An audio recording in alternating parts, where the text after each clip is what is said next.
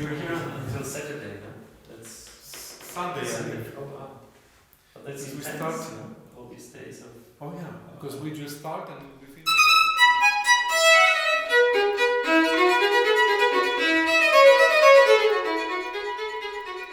So, when you go to a big concert, how can we imagine your day? Like, do you run to the stage directly from the taxi, or do you get prepared some days before? Well, day of concert is of course always a very, very special day because even though the whole preparation that one needs to do at home and in the place of the concert, rehearsing in the hall and so on, has taken place, the concert is a moment of also a spiritual challenge, and that is very hard to accomplish and to face as a challenge.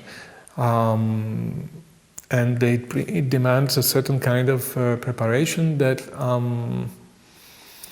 is also a mental preparation, so psychological, mental preparation, and so it's like the whole being of a musician tunes into the concert already from the beginning of the day. This is where one focuses, and it's not easy when you have many of these of concerts. I mean, like every 2-3 days, or sometimes on a tour, sometimes you have every day plus travel. That makes it, I would say, quite tough. But it's also it's a great exercise for the mind and a great exercise for the body, exercise of discipline, of how can I say, sorting out the process and try to be at the right state at the right time. It's an amazing challenge, and I think that I find it even through the years. It doesn't get any smaller. It remains the same big. The moment of stage is a very important and beautiful, but also extremely difficult moment. The interaction and communication with the audience is something that for an artist is like oxygen to the lungs, but at the same time is a moment of truth and is a moment of communion. And for that communion, one needs to have a very well-prepared psychology and mentality. And when we see you like this, you're really close to your instrument. How was it when you met the instrument the first time, and how was the experience to grow close to each other? Well, this violin I met long before I could even dream of having it. I met this violin in 1995. It was in New York when I saw it first time, and at that time there was a big exhibit for instruments happening at the Metropolitan Museum, and the man who owned this violin then, he owned a couple of instruments that were in the exhibit. And so I was there because there was going to be a concert at the end of the exhibition where we would play some of the violins that were being exhibited in the museum. And I had the chance to meet this man, who of course had his Guarneris in the room there where all the great violins were. But he had this violin as a Stradivari that was not a Stradivari event, it was a Guarneri event. He had it with him, and that was the first time when I saw the violin. I played it and I thought, this cannot be that there is an instrument with such kind of sound. But of course, there was no way I would even dream of getting this violin. Anyway, it was not for sale at that point. So years went by, and I came across the violin again a few years ago at my great friend Florian Leonard in London, and I went to visit him. I was playing there, and I saw the violin again on the table, and I recognized it from far. And he tells me, "Oh, look at this instrument. This is quite a good one." I said, "No, you don't need to tell me. I know this instrument. I think way back." And of course, I approached, and I was sure it was this, and of course, it was it. And I said, and I told him the story. I said, "Look, I saw this violin. I remember it since then." And I said, "But then it was not, of course, available." And I said, "But is it now?" And he said, "Yes, it is."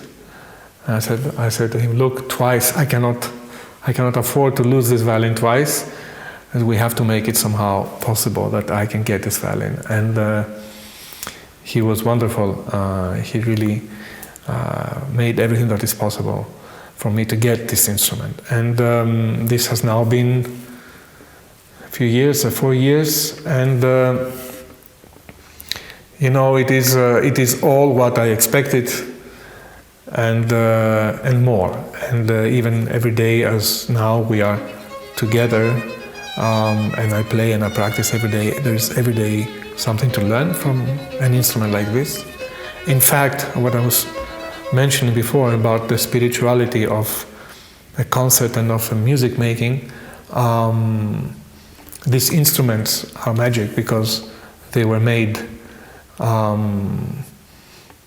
way before they were needed. What I mean by that is that if you imagine this violin was made in 1734, that's before Mozart was born. And the concerts that were taking place at that time were taking place in small rooms. The repertoire that was written was repertoire that was mainly chamber music, and even what was written as concerto was not really played by large orchestras as we know them today.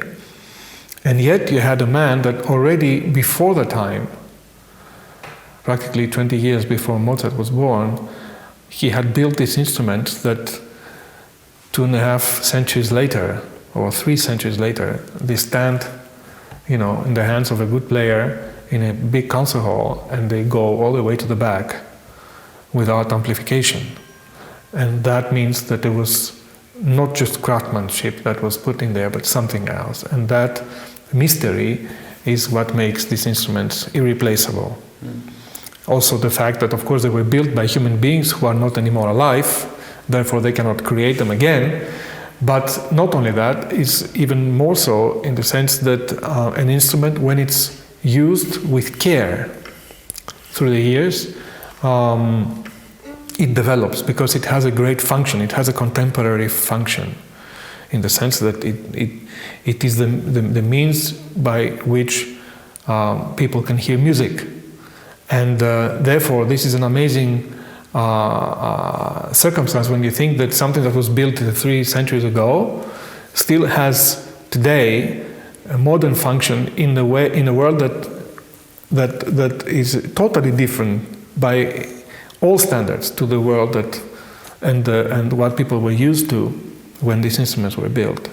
And the fact that they have been played for the last 2.5 centuries has made them sound better, when of course they are taken care of. Because there has been instruments that unfortunately have been very damaged through the years. They're very, of course, as you can imagine, fragile, but one needs to really look after them as if you're looking after a human being, practically, because they are also irreplaceable. And that makes me feel blessed to have something like this in my hands every day and make music and communicate the message of music to people.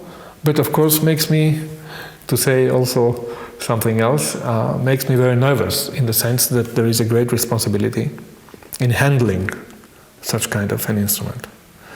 And today, when you think that one day you are in Europe, the other day you're in Asia, then maybe a week later you're in America, and you're traveling through the world in such kind of speed, There are many, how can I say, reasons to feel vulnerable with an instrument like this, and that's why we, of course, prioritize good insurance for the instruments in this way, that as you do as a player, you do what's absolutely possible humanly to do for this instrument to remain the way one received it from the previous owner, and keep it that way until the next person comes.